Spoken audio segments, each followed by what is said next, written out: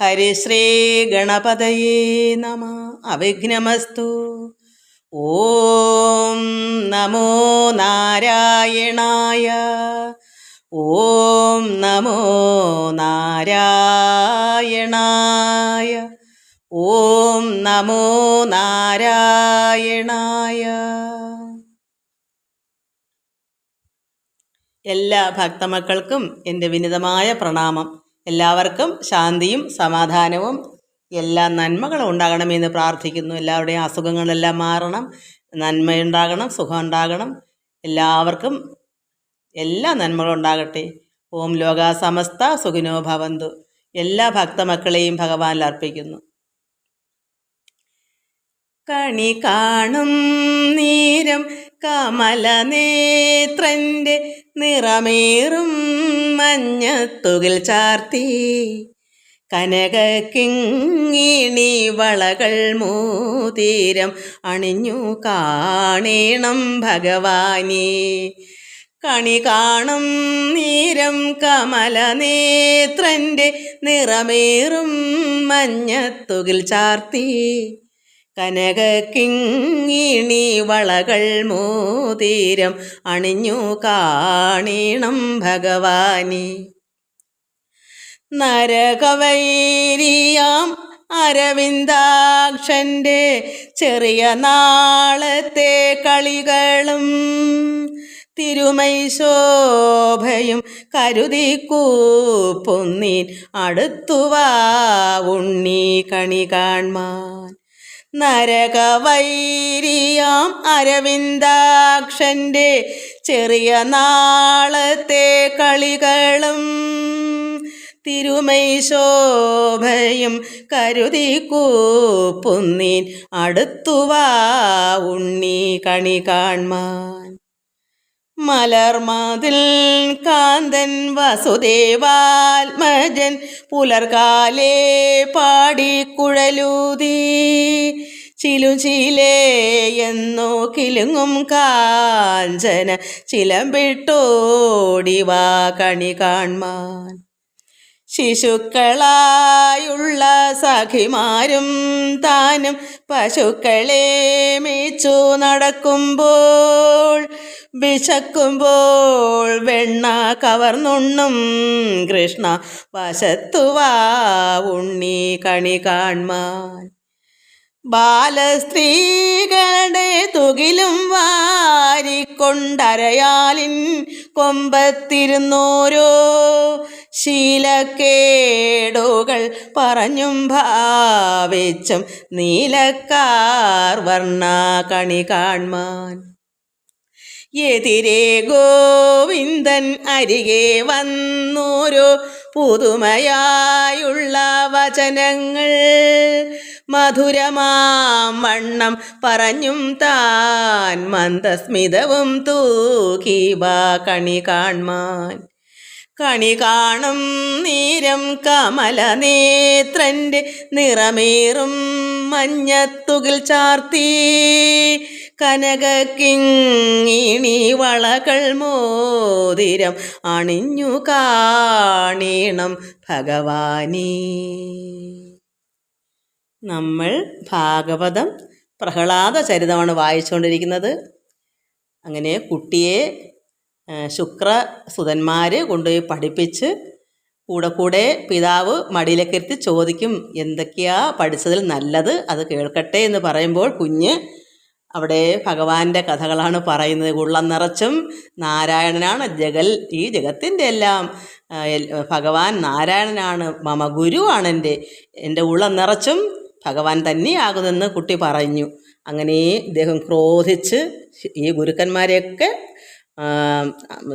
പള്ളു പറഞ്ഞിട്ട്, എന്താ നിങ്ങളാരും പഠിപ്പിച്ചതല്ലെങ്കിൽ ഈ നിന്ദ്യന് തന്നകതാരിൽ ഉദിക്കയോ ചെയ്ത് എന്നെ മറ്റേത് ആരാനും ഒന്ന് ഉര ചെയ്ത് കേട്ടുള്ളിലുറയ്ക്കയോ ആരെങ്കിലും പറഞ്ഞു കേട്ടതാണോ അതോ നിങ്ങൾ തന്നെ പഠിപ്പിച്ചതാണോ?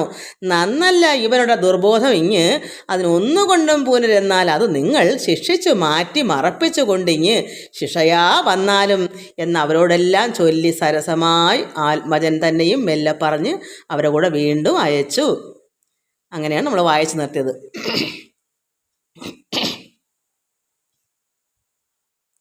അങ്ങനെ കുട്ടിയെ അവർ കൂടെ കൊണ്ടുപോയി ചൊല്ലി സരസമായി ആത്മജൻ തന്നെയും മെല്ലെ പറഞ്ഞയച്ചിടാൻ കൂടവേ ആ ഗുരുക്കന്മാരാ ശുക്ര ആചാര്യൻ്റെ സുതന്മാരുടെ കൂടെ തന്നെ കുട്ടിയെ പറഞ്ഞിട്ട് ചെന്ന് അങ്ങ് അനുസരണം ചെയ്തവനോട് പിന്നെ ഭൃഗുസുതന്മാരവർ ചോദിച്ചാർ. അവിടെ ചെന്നതിന് ശേഷം ഈ കുട്ടിയുടെ അടുത്ത് ഭൃഗുസുതന്മാർ, അതായത് ശുക്രാചാര്യരുടെ സുതന്മാർ വെച്ചാൽ അദ്ദേഹത്തിന് മക്കളാണ് പഠിപ്പിക്കുന്നത്. എന്താ ചോദിക്കുന്നത് കുഞ്ഞിനോട്? വത്സ, നിനക്ക് നാരായണൻ തങ്കലെ ബുദ്ധി ഉണ്ടായതാരാനും പറഞ്ഞതോ? നിത്യം സ്വതേ തന്നെ നിങ്കലുണ്ടായതോ? സത്യം പറകന്നു കേട്ട് അവൻ ചൊല്ലിനാൻ. നിന്റെ ഉള്ളിൽ തനിയെ ഉണ്ടായതാണോ അതോ ആരെങ്കിലും പറഞ്ഞു തന്നതാണോ? അതുകൊണ്ട് സത്യം പറക എന്ന് ഗുരുക്കന്മാർ ചോദിച്ചപ്പോൾ കുട്ടി എന്താ പറയുന്നത് കേട്ട് അവൻ ചൊല്ലുന്നു. സ്വസ്ഥനെന്നും പരനെന്നും ജഗത്തെന്നും യുദ്ധം ബഹുവിധമുള്ള ഭേദഭ്രമം തന്നുടെ മായയാ സർവജഗത്തിനും അന്യുഹം തോന്നിച്ചരുളും ജഗന്മയൻ സർവചരാചരാചാര്യൻ മമ ഗുരു സർവകൻ തൻ പദം നിത്യം നമാമ്യഹം. ഇവിടെ ഞാനെന്നും നീയെന്നും, അത് എൻ്റേതെന്നും മറ്റവൻ്റെന്നുള്ള ഇവിടെ ഭേദഭ്രമം, അതായത് ഞാനും നീ എന്നുള്ള രണ്ടെന്നുള്ളതാണ് ഭേദഭ്രമം. എല്ലാത്തിനെയും സമമായി കാണാത്തതാണ് ഭേദഭ്രമം. അതെന്താ കാരണം? ഈശ്വരനോട് സ്നേഹവും ഭക്തിയും വർദ്ധിക്കുമ്പോഴേ അത് നമുക്ക് അനുകൂലമായി വരത്തുള്ളൂ. ഭഗവാൻ കാണുന്നത് പോലെ നമുക്കും കാണാൻ പറ്റും. അപ്പോൾ ഈശ്വരൻ നമുക്ക് അനുകൂലമാകുമ്പോൾ എല്ലാം ഞാൻ തന്നെയാണെന്ന് വരും. അവിടെ ഭ്രമം ഉണ്ടാകത്തില്ല.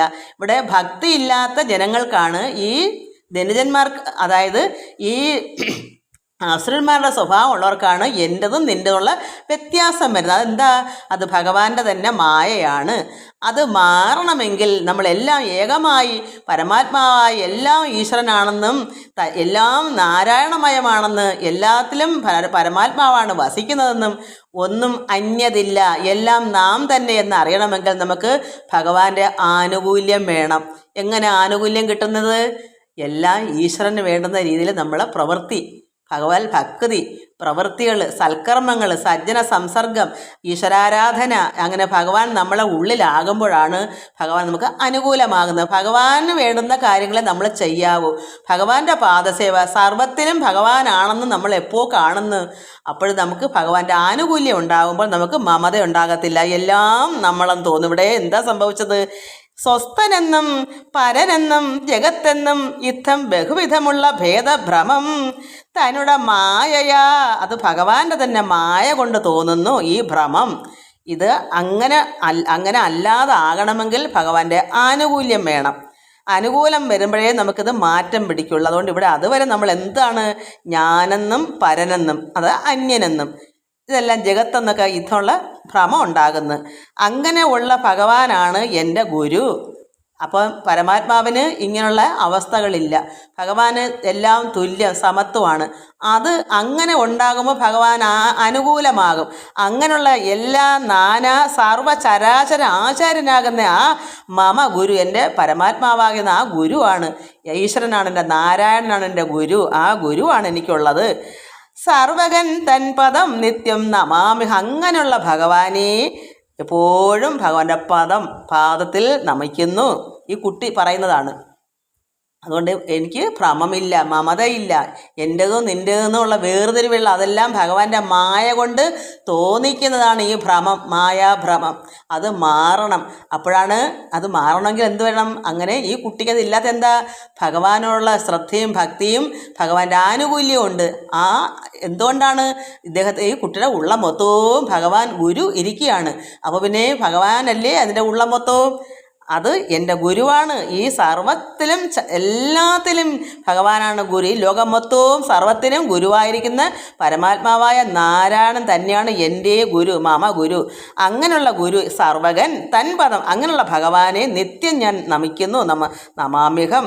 രക്ഷതുമാം എന്നിരുന്ന അവൻ തന്നെ ഭക്തി പ്രവൃത്തിയും ഒക്കെ ഗ്രഹിച്ച് അവർക്ക് മനസ്സിലായി. ഇവൻ്റെ ഭക്തിയെല്ലാം പ്രവൃത്തിയെല്ലാം അവർ മനസ്സിലാക്കിയിട്ട് തൽ സ്ഥിരത ഒഴിച്ചിടുവാനായി ഒരു ഫൽസനാദ്യാകാര ഭാവക്രിയകളാൽ ഭീതി വളർത്തു ശീലിപ്പിച്ചുടൻ ത്രിവർഗാദി സർവം ഗ്രഹിച്ചിടിനാൻ നീതിമാൻ ദിവ്യൻ ഇവനെന്നുറച്ച് ഒരു ദിനം. അങ്ങനെ ഇവൻ നീതിമാനാണ്, ഇവന് നമ്മൾ പഠിപ്പിക്കുന്നതൊന്നും അവന് ശരിയല്ല, ഇവൻ്റെ ഉള്ളിൽ വേറെ ആണ് നമുക്ക് പറഞ്ഞു കൊടുക്കുന്ന ഈ ത്രിവർഗ, അതായത് പുരുഷാർത്ഥം, അർത്ഥ, ധർമാർത്ഥ, കാമം ഒക്കെ ഇവർ പറഞ്ഞു കൊടുത്തിട്ടതൊന്നും ഈ കുഞ്ഞിന് അതൊന്നും ശരിയാകുന്നില്ല, അവനിതൊന്നും ഗ്രഹിക്കുന്നില്ല. അവൻ്റെ ഉള്ളം നിറച്ച് ഭഗവാൻ തന്നെയാകുന്നു, അവൻ്റെ ഉള്ളിൽ അവൻ ദിവ്യനാണെന്ന് അവർ മനസ്സിലാക്കി. ഈ പഠിപ്പിക്കുന്നവർക്കൊക്കെ മനസ്സിലായി ഇവൻ സർവം ഗ്രഹിച്ചിടിനാൽ നീതിമാനാണ്, ഇവൻ ദിവ്യൻ എന്നൊക്കെ അവർ മനസ്സിലറിഞ്ഞു. അങ്ങനെ ഇരുന്നപ്പോൾ ഒരു ദിവസം എന്ത് വന്നു? കാവ്യസുതന്മാർ അവനോട് കൂടവേ ചെന്നു ധനുജേന്ദ്രനെ കണ്ടു വന്ദിച്ചു നിന്നാരവർ തൊഴുതിടിനാൻ പുത്രനും. ഈ കുഞ്ഞിൻ്റെ കൂടെ കാവ്യസുതന്മാരെ, ശുക്രസുതന്മാർ, അതായത് ഈ ഗുരുക്കന്മാരും എല്ലാം കൂടെ ഈ കുഞ്ഞിൻ്റെ കൂടെ ചേർന്ന് പിതാവിനെ കാണുവാനായിട്ട് പോയി. ചെന്ന് ധനുജേന്ദ്രനെ കണ്ട് ഇവരെല്ലാം ചെന്ന് വന്ദിച്ചു. രാജാവല്ലേ ധനുജേന്ദ്രൻ എന്ന് വെച്ചാൽ അസുരന്മാരുടെ രാജാവാണല്ലോ ഹിരണ്യകശിപു. അങ്ങാരെ ചെന്ന് കണ്ടു വന്ദിച്ചു നിന്നാരവർ തൊഴുതിടിനാൻ പുത്രനും തൊഴുതു നിന്നു. അങ്ങനെ ചെന്നപ്പോൾ നന്ദനൻ തന്നെ സവിധേ വിളിച്ച് അനുനന്ദിച്ചെടുത്തു. മടിയിൽ വച്ചാതരാൽ നന്നായി പുണർന്നു ശിരസി ചുംബിച്ചു കൊണ്ടെന്ന് ചോദിച്ചാൻ. തെളിവോടിതെൻ മകൻ ഇത്ര നാളും മിനക്കെട്ടു പഠിച്ചതിൽ ഉത്തമമായതെന്തെന്ന് ചൊല്ലിയിടു നീ. നന്നായി ഈ കുട്ടിയെ അവരെല്ലാവരും ചെന്ന് തൊഴുത്, പുത്രൻ ചെന്ന് തൊഴുതപ്പോൾ പിതാവ് എന്ത് ചെയ്തു? കുട്ടിയെ എടുത്ത് സവിധയെ വിളിച്ചിട്ട് നന്ദിച്ചെടുത്ത് മടിയിൽ വെച്ചിട്ട് ആദരാൽ നന്നായി കുട്ടിയെ പുണർന്ന് ശിരസി തലയിൽ ചുംബിച്ചു. എന്നിട്ട് ചോദിക്കുകയാണ് തെളിവോട്, എൻ മകൻ മകൻ ഇത്രനാളും പഠിച്ച് മിനക്കെട്ട് പോയി പഠിച്ചല്ലോ ഗുരുകുലത്തിൽ, എന്നിട്ട് പഠിച്ചതിൽ ഉത്തമമായത് എന്തെന്ന് ചൊല്ലിയിടും നീ. നീ എന്താണ് ചെന്നിട്ട് അവിടെ ചെന്ന് എന്താ നന്നായി ഉത്തമമായി നീ പഠിച്ച കാര്യം പറയൂ എന്നു പിതാവ് ചോദിച്ചതു കേട്ട് അവൻ അന്നേരം ആശു മുതിർന്നു ചൊല്ലിയിടിനാൻ. സന്തോഷമായിട്ട് മുതിർന്നു തന്നെ നന്നായി തന്നെ കുട്ടി അനുത്തരം പറയുന്നു. എന്തു ചൊല്ലുന്നതോ മുന്നേതിലേറ്റം എൻ അന്തർഗതിക്കു വിശേഷമില്ലേതുമേ. നിത്യം ശ്രവണാദി സൽകീർത്തനങ്ങളാൽ ഭക്തി നാരായണൻ തങ്ങൾ എത്തിയിടുകിൽ മർത്യജന്മാർത്ഥം ലഭിച്ചതെന്ന് ആത്മജൻ അത്യാദരേണ ചൊല്ലുന്നതു കേട്ട്. അങ്ങനെ കുട്ടി എന്താ പറഞ്ഞത്? എന്താണ് ഞാൻ ചൊല്ലേണ്ടുന്നത്? മുന്നേതിൽ നേരത്തെ എത്ര ഉണ്ടായിരുന്നോ അതിനേക്കാൾ കൂടുതൽ എൻ്റെ അന്തർഗതം, എൻ്റെ ഉള്ളിൽ വിശേഷം ഇല്ല, മറ്റല്ലാതൊരു വിശേഷമില്ല. മുൻപേ ഇതിന് മുന്നും പിടിച്ചിരുത്തി, അതായത് ഉത്തുംഗ സീമനി പിടിച്ചിരുത്തി കുട്ടിയുടെ മുന്നേ ഒരിക്കൽ ചോദിച്ചപ്പോൾ കുട്ടി ഇത് പറഞ്ഞപ്പോഴാണല്ലോ എടുത്ത് എറിഞ്ഞത്, കുട്ടിയെ എടുത്ത് തള്ളിക്കളഞ്ഞത്. അതുപോലെ തന്നെയാണ് ഇപ്പോഴും പറയുന്നു. മുമ്പ് ഉള്ളതിനേക്കാൾ കൂടുതൽ എൻ്റെ അന്തർഗതത്തിൽ, എൻ്റെ ഉള്ളിൽ ഈശ്വരനോടുള്ള സ്നേഹം വളരെ വളരെ വർദ്ധിച്ചിരിക്കുന്നു, മുന്നേക്കാൾ ഏറ്റവും.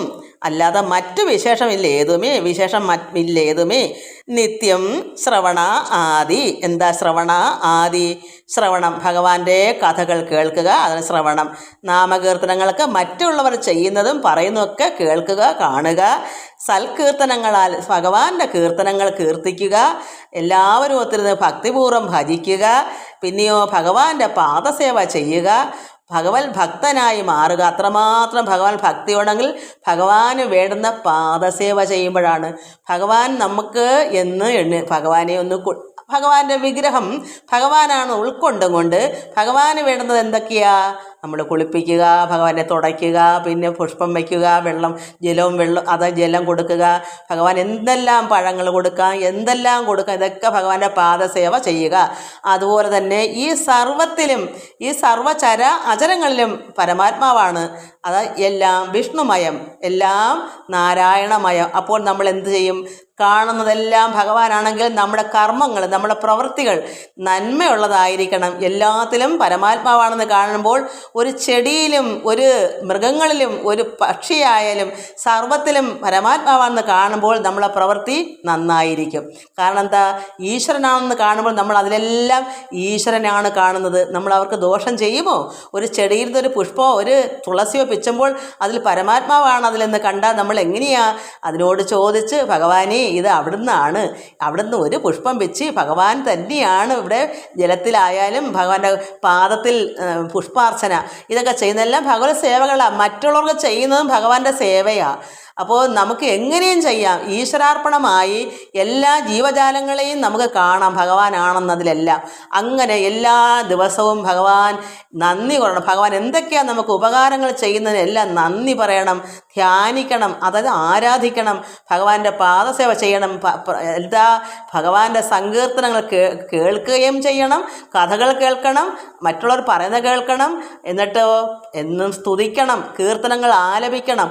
ഇങ്ങനെ ഒരുപാട് കാര്യങ്ങളുണ്ട്. എല്ലാവരും എല്ലാം നമുക്കുള്ള നമ്മുടെ മക്കളും ഭർത്താവും ഭാര്യയും കുഞ്ഞുങ്ങളും വസ്തുവും വീടും എല്ലാം ഈശ്വരൻ തന്നതാണ്. അതെല്ലാം ഈശ്വരൻ തന്നെ സമർപ്പിക്കണം. ആത്മസമർപ്പണം നമ്മെ കൂടെ നമ്മൾ സമർപ്പിക്കണം. ഇങ്ങനെ ഒരുപാട് കാര്യങ്ങളുണ്ട്. അതാണ് ശ്രവണ ആദി. ആദി എന്ന് പറയുമ്പോൾ അല്ലെങ്കിൽ ശ്രവണമെന്ന് മാത്രം പറയും. ശ്രവണാദി എന്ന് പറഞ്ഞാൽ ഇതെല്ലാം ഇതിൽ പറയാൻ പറ്റത്തില്ല. അതുകൊണ്ട് ഇങ്ങനെയുള്ള ഭഗവാന്റെ കാര്യകാരണങ്ങളെല്ലാം നമ്മൾ ചെയ്യുമ്പോഴാണ് ഭക്തി വർദ്ധിക്കുമ്പോൾ ഭഗവാൻ നമ്മളോട് ഇഷ്ടം വരുന്നത്. അപ്പോഴാണ് ഭഗവാൻ നമ്മുടെ ഉള്ളിലാകുന്നത്. അതുകൊണ്ട് ഈ കുട്ടി പറഞ്ഞു, എനിക്ക് അന്തർഗതി മുന്നേക്കാൾ കൂടുതലുണ്ട്. എന്താ കാരണം? എങ്ങനെ കൂടുതൽ കുഞ്ഞെന്താ മനസ്സിൽ എപ്പോഴും നിത്യം ശ്രവണാദി സൽകീർത്തനങ്ങളാൽ ഭക്തി നാരായണൻ തങ്ങൾ എത്തിയിടുകിൽ. അപ്പോൾ ഇങ്ങനെയെല്ലാം നമ്മൾ ചെയ്യുമ്പോഴാണ് നമ്മുടെ ഭക്തി എവിടെ എത്തും? ഭഗവാനിലെത്തും. ഭഗവാൻ തന്നെ ഇതങ്ങോട്ട് വന്ന് ചേരും. അപ്പോൾ നമ്മൾ യോഗിയാവും, ചേരും. ഈ കീർത്തനങ്ങൾ ഇങ്ങനെ ആലപിച്ച് ഭഗവാൻ ലയിക്കുക എന്ന് പറയും. ഈ ലയമാണ് ചേരുക. യോഗി എന്ന് പറഞ്ഞാൽ ചേരുക, ചേർച്ച. ഈ ചേരണമെങ്കിൽ നമ്മളിവിടെ ലയം പ്രാപിക്കണം. വെറുതെ എന്തെങ്കിലും കുറച്ച് ഭഗവാന്റെ നാമങ്ങൾ വെറുതെ ഇങ്ങനെ ചൊല്ലിയിട്ട് കാര്യമില്ല. നമ്മൾ ഭക്തി വർദ്ധിച്ച് ഭഗവാനോടങ്ങ് അഭയം ചേർന്ന് ഒത്തിരുന്ന് ഭഗവാൻ നമ്മുടെ ഉള്ളിൽ ചേരുക എന്ന് പറഞ്ഞാൽ ആ ഒരു യോഗിക്ക് അത് അറിയാം എങ്ങനെയാണെന്ന്. അങ്ങനെ വരുമ്പോഴാണ് ഇവിടെ അങ്ങനെ ആയി തീർന്ന് ഈ കുട്ടി. അതുകൊണ്ടാണ് പറഞ്ഞത്, ഈ നിത്യവും ശ്രവണാദി സൽകീർത്തനങ്ങളാൽ ഭക്തി നാരായണൻ തങ്കിൽ എത്തിയിടുകിൽ. അങ്ങനെ എത്തുമ്പോഴാണ് എന്ത് വരുന്നത്? മർത്യ ജന്മാർത്ഥം. നമ്മൾ മനുഷ്യനായിട്ട് ജനിക്കുമ്പോൾ എന്താ ഒരർത്ഥം വേണം. പുരുഷാർത്ഥം എന്ന് പറയുന്നത് നമ്മൾ ജനിക്കുമ്പോൾ നമുക്ക്, അല്ലെങ്കിൽ പിന്നെ മൃഗങ്ങളായിട്ടാണ് ജനിച്ചാൽ പോരെ. മനുഷ്യജന്മം എടുക്കുന്ന ഇതിനാണ്. ഈ അർത്ഥം, ഈ ജന്മാർത്ഥം ലഭിച്ച് എന്ന ആത്മജൻ അത്യാദരണ ചൊല്ലുന്നത് കേട്ട് ഞാനതുകൊണ്ട്, കുട്ടി പറയുന്നത്, ഞാനതുകൊണ്ട് ഈ ഭഗവത് ഭക്തനായി എല്ലാ ശ്രവണങ്ങളും സൽകീർത്തനങ്ങളെല്ലാം ചൊല്ലി ഭഗവാനിൽ തന്നെ എത്തിപ്പിടിച്ചു. ഭഗവാൻ തങ്കലങ്ങ് എത്തി. അപ്പോഴെനിക്ക് മറ്റ് ജന്മാർത്ഥം ലഭിച്ചു. അങ്ങനെ ആത്മജൻ അത്യാദരേണ ചൊല്ലുന്നു. അതത്രയും കൂടെ പറഞ്ഞപ്പോൾ അദ്ദേഹത്തിന് സഹിക്കൂ? ഇത്രയും കുട്ടി മുന്നേക്കാൾ ഏറ്റവും അതിൽ വർദ്ധിച്ചു. ഭഗവാൻ ഭക്തി വർദ്ധിച്ചു. ഭഗവാൻ ശ്രവണാദി കൊണ്ട് ഭഗവാനെ തങ്കലാക്കി, ആ കുട്ടിയെങ്കിലാക്കി. ഭഗവാനും കുട്ടി ഒന്നായി മാറി. അതാണ് ഇവിടെ പുരുഷാർത്ഥം മർത്യ ജന്മാർത്ഥം ലഭിച്ചെന്ന് പറയുന്നത്. എന്താ? പുരുഷാർത്ഥം സാധിക്കുക എന്ന് പറയുന്നത്. ഇത് സാക്ഷാത്കാരം ഇങ്ങനെ വന്നെങ്കിൽ മാത്രമേ ഈശ്വരൻ നമ്മളിലുണ്ടോ എന്ന് നമുക്ക് വിശ്വസിക്കാനും പറയാനും പറ്റൂ. ഭഗവാൻ നമ്മുടെ ഉള്ളിലുണ്ടെങ്കിൽ പിന്നെ നമുക്ക് ഭയക്കുന്ന ആ കുട്ടി അങ്ങനെ ആയതുകൊണ്ടാണ് കുട്ടിക്ക് ഭയമില്ലാത്തത്. കുട്ടിയിൽ ആരാണ് ഇരിക്കുന്നത്? നാരായണൻ. എങ്ങനെ കിട്ടി? ഈ കർമ്മ പ്രവൃത്തികളെല്ലാം കുട്ടിക്ക് നന്മയാണ് ചെയ്തതൊക്കെ. ഈ സർവവും വിഷ്ണുമയം എന്ന് നമ്മൾ ഉൾക്കൊള്ളുക. എല്ലാത്തിലും കാണുന്നതും കേൾക്കുന്നതും എല്ലാം ഭഗവാന്റെ നാമങ്ങൾ കേൾക്കുക. കേൾക്കുന്നതെല്ലാം ഭഗവാന്റെ നാമങ്ങൾ, കാണുന്നതെല്ലാം ഭഗവാന്റെ രൂപങ്ങൾ. ഭഗവാനെ അതുകൊണ്ട് ഭഗവാനൊരു രൂപം നമ്മൾ കൽപ്പിക്കും. ഇപ്പോൾ ഭഗവാൻ മഹാവിഷ്ണുവിൻ്റെ ഒരു രൂപം നമ്മുടെ ഉള്ളിൽ എപ്പോഴും രൂപം സ്മരിക്കണം. അങ്ങനെയൊക്കെ ചെയ്തു വരുമ്പോഴാണ് നമുക്ക് ഭക്തി വർദ്ധിക്കുന്നത്. എപ്പോഴും സ്മരിക്കുക. അങ്ങനെ മർത്യജന്മാർത്ഥം ലഭിച്ചത് തന്നെ ആത്മജൻ അത്യാദരണ ചൊല്ലുന്നത് കേട്ടപ്പോൾ ക്രുദ്ധിച്ചവനെ പിടിച്ചു തള്ളിക്കളഞ്ഞ് എത്രയും ഉഷ്ണിച്ചു ശുക്രാത്മജരെയും ഭർസിച്ചു. അപ്പോൾ ഇവനെ കുട്ടിയെ തള്ളിക്കളഞ്ഞിട്ട് എത്രയും ഉഷ്ണിച്ച്, അത്രമാത്രം താപം അയാളുടെ ഉള്ളിൽ കോപമായി, ചൂട് കയറി. കാരണം കുട്ടി ഇത്രത്തോളം ഭഗവാനിൽ വളർന്നു വന്നു ലയമായി പ്രാപിച്ചു എന്നായപ്പോൾ അയാൾക്ക് അറിയാം ഇനി ഒന്നും ചെയ്താൽ രക്ഷയില്ല. നമുക്ക് ആരോടാ സ്പർശിക്കുന്നേ? ശുക്രൻ്റെ കുഞ്ഞു മക്കളെ, അതായത് ഈ പഠിപ്പിക്കുന്ന ആചാര്യന്മാരെ സ്പർശിച്ചു എന്ന് പറഞ്ഞാൽ അവരെ ദേഷിച്ചു വഴക്കു പറഞ്ഞതാണ്. എന്നിട്ടോ നേത്രാഗ്നി പൊട്ടിച്ചിതറുമാറ് ഉഗ്രവേഗേന ചൊല്ലിട്ട് ഞാൻ ഇങ്ങനെ ഉഗ്രമായി തന്നെ കണ്ണെല്ലാം അഗ്നി പൊട്ടിച്ചിതറുമാറ്, കണ്ണിൽ നിന്നെല്ലാം തീപ്പൊരി പറക്കുന്ന അതുപോലെ അയാൾക്ക് ദേഷ്യം വന്നിട്ട് എങ്ങനെയാ പറയുന്നത്? ഉഗ്രവേഗന ചൊല്ലുന്നത് എങ്ങനെയാ? ധികൃതിയുള്ള കുസൃതികൾ നിങ്ങളെ നുൾക്കാമ്പിൽ ആഹന്ത നിശ്ചയിച്ചേനാഹം. നിങ്ങൾ എന്ത് കരുതിയിട്ടാണ് ഇത്രയും അഹങ്കാരം നിങ്ങൾ കാണിക്കുന്നത്? നിങ്ങൾ ധിക്കാരമല്ലേ കാണിക്കുന്നത്? കുട്ടിയെ കൊണ്ടുപോയി വീണ്ടും നിങ്ങൾ ഇങ്ങനെയെല്ലാം പഠിപ്പിച്ച് മാറ്റിയെടുക്കുന്നത് ഇതെല്ലാം നിങ്ങളുടെ അഹങ്കാരമാകുന്നു എന്ന് ഈ ശുക്രാത്മജന്മാരോട് ഇദ്ദേഹം ദേഷിച്ച് പറയുന്നു. എൻ്റെ പ്രതിയോഗി എന്താ? പ്രതിയോഗിച്ചാൽ എന്താണ്? നാരായണൻ ഇങ്ങയുടെ ശത്രുവാണ്. പ്രതിയോഗിച്ചാൽ ഓപ്പോസിറ്റാണ്, അങ്ങയുടെ വിരോധിയാണ്. എൻ്റെ പ്രതിയോഗി പാലാഴിയിൽ പുക്ക് ഒളിച്ച് എപ്പോഴും അങ്ങ് ഉറങ്ങിക്കിടക്കുന്നവൻ. അപ്പം നാരായണൻ പാലാഴിൽ ഇങ്ങനെ ഒളിച്ച് ഉറങ്ങി ഇങ്ങനെ കിടക്കുവാണ്. എൻ്റെ പ്രതിയോഗിയാണ്. ശക്തൻ എന്നുള്ള, ആ പ്രതിയോഗി ശക്തൻ എന്നുള്ള സാരം പഠിപ്പിച്ചത് എൻ പുത്രനെ കശ്മല വിപ്രരെ നന്ദിതം. കൊള്ളാം, നിങ്ങൾ എൻ്റെ കുട്ടിയെ ആ ഒളിച്ച് ഉറങ്ങിക്കിടക്കുന്ന ആ പാലാഴിൽ കിടക്കുന്ന എൻ്റെ ശത്രു ഇവനെ ശക്തനാണെന്ന് പഠിപ്പിച്ചത് നിങ്ങൾ എന്ത് കരുതിയിട്ടാണ്? അപ്പം പാലാഴിൽ ഉറങ്ങിക്കിടക്കുന്നേ, ഒളിച്ചും പാത്തും കിടക്കുന്നേ ഈ നാരായണൻ ശക്തനാണെന്ന് നിങ്ങൾ എന്ത് കരുതിയിട്ടാണ് എൻ്റെ കുട്ടിയെ ഇങ്ങനെ പഠിപ്പിച്ചത്? അങ്ങനെയുള്ള പുത്രനെ പഠിപ്പിച്ച എന്താ കാരണം? കശ്മല വിപ്രരെ നന്ദിതം. കൊള്ളാം, കശ്മലന്മാരെ നിങ്ങൾ എന്തായി കാണിച്ചത്? കള്ളക്കുരങ്ങന്മാരെ നിങ്ങൾ എൻ്റെ മുന്നിൽ നിന്ന് മാറും. അതാണ് കള്ളക്കുരങ്ങന്മാർ മുന്നിൽ നിൽക്കായെന്ന് ഉള്ളം നടുങ്ങ പറഞ്ഞത് കേട്ട്. അപ്പോൾ എൻ്റെ മുമ്പിൽ നിങ്ങൾ നിൽക്കാതെ പൊയ്ക്കൊള്ളിൻ. നിങ്ങളിവിടെ കശ്മല നിങ്ങൾ പഠിപ്പിച്ചതെല്ലാം നിങ്ങൾ എൻ്റെ പ്രതിയോഗിയെ എന്താ അത്രമാത്രം ശക്തനാണെന്നല്ലേ നിങ്ങൾ പഠിപ്പിച്ചത്? കുഞ്ഞിൻ്റെ വായിൽ നിന്ന് കേട്ടു. ഭഗവാൻ ഉള്ളിലാകുമ്പോൾ, ഭഗവാൻ നമ്മൾ ലയിക്കുമ്പോൾ എന്താ കിട്ടുന്നത്? പിന്നെ ഭഗവാൻ നമ്മുടെ നാരായൺ തങ്ങൾ എത്തിയിടുകിൽ ഈ സൽകീർത്തനങ്ങളും ശ്രവണാദികളും എല്ലാം ഭക്തിയൊക്കെ എല്ലാം വർദ്ധിക്കുമ്പോൾ ഭഗവാൻ നാരായണൻ തങ്ങൾ എത്തിയിടുകിൽ ജന്മാർത്ഥം ലഭിച്ചത്. അപ്പോൾ കുഞ്ഞിൻ്റെ ഉള്ളിലെല്ലാം ഭക്തിപരമായിട്ട് ഭഗവാൻ വന്നു കഴിഞ്ഞു. അതുകൊണ്ടാണ് ജന്മാർത്ഥം എന്ന് കുട്ടി പറഞ്ഞത്. അപ്പോൾ ഇതെല്ലാം കേട്ടപ്പോൾ അയാൾക്ക് സഹിക്കുന്നില്ല. ഇങ്ങനെയുള്ള പ്രതിയോഗിയെ നിങ്ങൾ എന്ത് കരുതിയിട്ടാണ് ധിക്കാരം കാണിച്ചത്? ഈ കുട്ടിയുടെ ഉള്ളിൽ മൊത്തം നിങ്ങൾ ശക്തനാണ്, നാരായണൻ എൻ്റെ ശത്രു നാരായണൻ ശക്തിമാനാണെന്ന് പറഞ്ഞ് നിങ്ങൾ കുട്ടിയെ പഠിപ്പിച്ചു വെച്ചു എന്നെല്ലാം പറഞ്ഞു. അവരെ കള്ളക്കുരങ്ങന്മാർ മുന്നിൽ നിൽക്കണ്ട, നിങ്ങൾ എൻ്റെ അടുത്തുനിന്ന് മാറിപ്പോകൂ. എങ്ങനെ ഉള്ളം നടുങ്ങ് പറഞ്ഞത് കേട്ട് അവൻ്റെ ഈ ഗുരുക്കന്മാരുടെ ശുക്രസുതന്മാരുടെ ഉള്ളം നടുങ്ങുമാറിങ്ങനെ ഈ ധനുജേന്ദ്രൻ, അതായത് ഹിരണ്യകശിപു അത്രയും ദേഷിച്ചു. അപ്പോൾ ഈ പാവപ്പെട്ട ശുക്ര ആത്മജന്മാരെന്ത് ചെയ്തു? കേട്ടവർ തുള്ളും നിലകളോടുള്ളം വിറച്ച് വീർത്തുള്ളുള്ള ഭാവം കലർന്ന് ചൊല്ലിയിടാൻ. അവിടെ ഉള്ളെല്ലാം നിലകളെല്ലാം തെറ്റി ഉള്ളൊക്കെ വിറച്ച് കാരണം ഇത് ഈ ധനുജേന്ദ്രനല്ലയോ, അവിടുത്തെ ഇന്ദ്രനല്ലയോ, രാജാവല്ലേ, അയാൾ ഇത്രയെല്ലാം ദേഷിക്കുമ്പോൾ ഈ ശുക്രസുതന്മാർ, അതായത് ഭൃഗുസുതന്മാരാണല്ലോ ഈ പഠിപ്പിക്കുന്നത്, അവിടെ ഉള്ളമെല്ലാം വിറച്ചു. തുള്ളും നിലകളോട് ഉള്ളം വിറച്ച് വീർത്തുള്ളുള്ള ഭാവം കലർന്ന് ചൊല്ലിയിടാൻ. എന്താ പറയുന്നത് അവർ ഭയന്നിട്ട്? നാഥ നമസ്തേ നമസ്തേ ജഗൽ സകലാധാര ദൈവമേ വീരമൗലേ ജയ. ഈ ധനുജേന്ദ്രനെ പ്രാർത്ഥിക്കുക. ദൈവം അവനാണല്ലോ, വേറെ ഒരു നാഥനില്ലല്ലോ ഈ ലോകത്ത്. മൊത്തത്തിൽ ഈ അസുരനാണല്ലോ എല്ലായിടവും വാഴുന്നത്. വേറെ ആർക്കും ഒന്നും മിണ്ടിക്കൂടാ. വേറൊരു ദൈവം ഉണ്ടെന്ന് ആരും മുക്കിലോ മൂന്നിലോ കോണിലോ വല്ലതും മിണ്ടിയാൽ വരികയല്ലോ. അതുകൊണ്ട് ഇവനെ തന്നെയാണ് ഇവരെല്ലാവരും ഭയന്ന് ദൈവമാക്കി വെച്ചേക്കൊണ്ട് ഇവനെ തന്നെ അങ്ങ് ഭയക്കുക. നാഥ നമസ്തേ നമസ്തേ ജഗൽ സകലാധാര ദൈവമേ വീരമൗലേ ജയ. പാരിൽ അഗതികളാം അടിയങ്ങളോട് ആരൂഢരോഷമുണ്ടാകരുതിങ്ങനെ. ഞങ്ങൾ അഗതികളാണ്.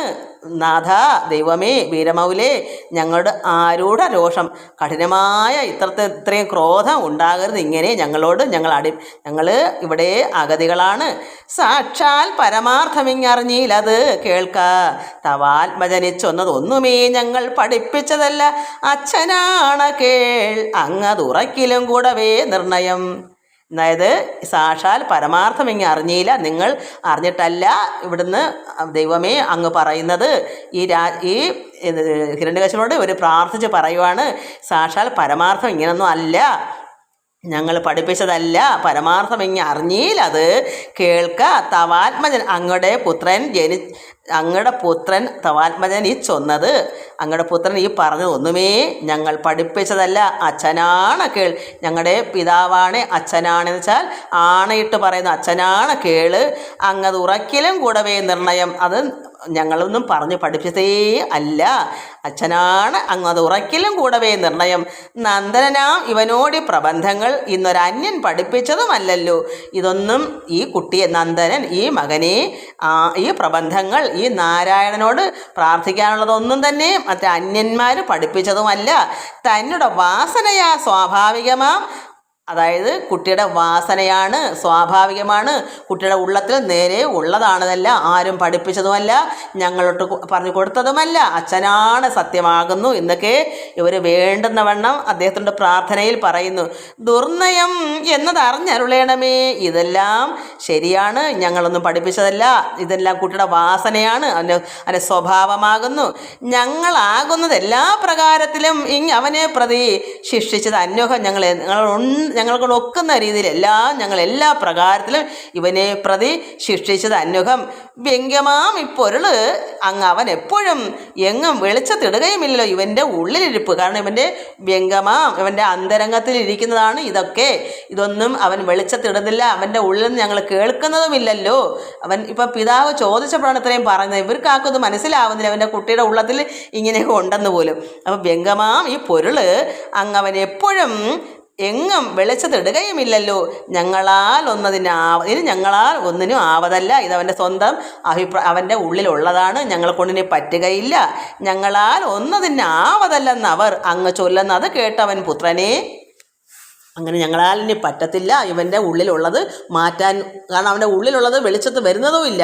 എന്നിട്ട് പോലും അവരെ ഒരുപാട് രീതിയിലും പറഞ്ഞ് മനസ്സിലാക്കിയിട്ട് അവൻ കേൾക്കുന്നതുമില്ല. പിന്നെ പലവിധം ദേഷിച്ചത് ഓർക്കിലിങ് ഒന്നും എനിക്ക് ചൊല്ലാവതല്ല ഈശ്വര. അപ്പോൾ ഈ കുട്ടിയെ പിന്നെ എന്ത് ചെയ്യുന്നു, ഇത് കേട്ടപ്പം ഈ പിതാവ് പുത്രനെ പിന്നെ പലവിധമാണ് ദേഷിച്ചത് ഓർക്ക്, ഒരുപാട് തള്ളിയിടുന്നു, എന്തെല്ലാം അതിനെ ചെയ്യുന്നു. അതുകൊണ്ട് ഇനി ഞങ്ങളെക്കൊണ്ട് പിന്നെ പലവിധം ദേഷ്യത് ഓർക്കില്ലെങ്കിൽ ഒന്നും എനിക്ക് ചൊല്ലാവതല്ല ഈശ്വര. ദൈവവിലാസങ്ങൾ എന്തറിയാവതോ, ദൈവമല്ലോ ജഗൽസാക്ഷിയാകുന്നതും സർവ്വകാര്യങ്ങളും സർവ്വജനത്തിനും ദൈവം വരുത്തുന്നത് ഇനി മറ്റെന്തുള്ളൂ. നമുക്കിനി അതിൻ്റെ ബാക്കി അടുത്ത ദിവസം വായിക്കാം. എല്ലാവർക്കും നമസ്കാരം. ഓം ലോകാ സമസ്ത സുഖിനോ ഭവന്തു. ഹരി ഓം, ഹരി ഓം, ഹരി ഓം.